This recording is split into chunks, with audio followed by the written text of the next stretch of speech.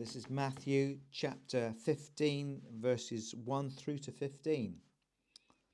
Early in the morning, the chief priests, with the elders and scribes and the whole council, immediately held a consultation, and binding Jesus, they led him away and delivered him to Pilate. Pilate questioned him, "Are you the king of the Jews?" And he answered him, "It is as you say." The chief priests began to accuse him harshly. Then Pilate questioned him again, saying, "Do you not answer? See how many charges they bring against you." But Jesus made no further answer. So Pilate was amazed. Now at the feast he used to release for them any one prisoner whom they requested. The man named Barabbas had been imprisoned with the insurrectionists who had committed murder in the insurrection. And the crowd went up and began asking him to do as he had been accustomed to do for them.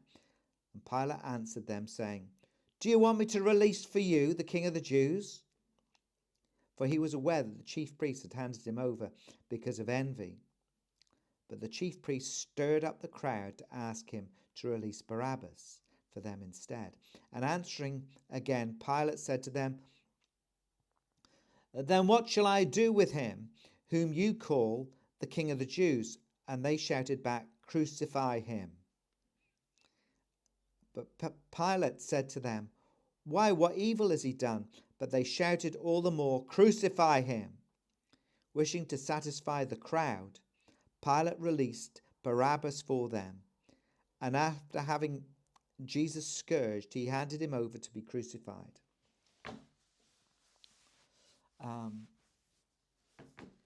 What a turn of events. And Jesus is brought by the chief priests to Pilate because Pilate's the only one who's got the power and authority to grant the death sentence upon anybody. And Pilate thinks, perhaps I can get out of this because of this tradition I've got of giving away, of releasing a prisoner during the Passover. But somehow the chief priests stir up the crowd that was there. And this must have been early in the morning. Yeah, it was early in the morning. Somehow they stir up the crowds to say, "Crucify Jesus."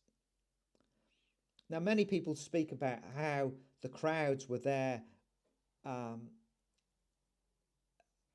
What's the word? They were exalting Jesus when he came into Jerusalem and saying, "Blessed is he who comes in the name of the Lord." And now the crowd turns against him. I'm not too sure about that because all of the followers of Jesus have left. They are in fear of their own lives. They're in fear that they're going to be the ones who are carried away and crucified with Jesus. Like a kind of a rout of all of the disciples, as Peter was. I think this crowd was probably a crowd that had been put there by the chief priests, people who were followers of the chief priests and the Pharisees, and they were ready to proclaim, "Crucify, crucify, crucify the Son of God, crucify the King of the Jews." And so Pilate comes and he hands over the Lord Jesus to be crucified because he wants to satisfy the crowd. What a terrible, terrible situation it was that a man, to satisfy a crowd, would hand over an innocent man, let alone the Son of God, to be crucified. But that's what he did. It was the Jews that handed him over. It was the Gentiles who crucified him. The whole world crucified the Lord Jesus.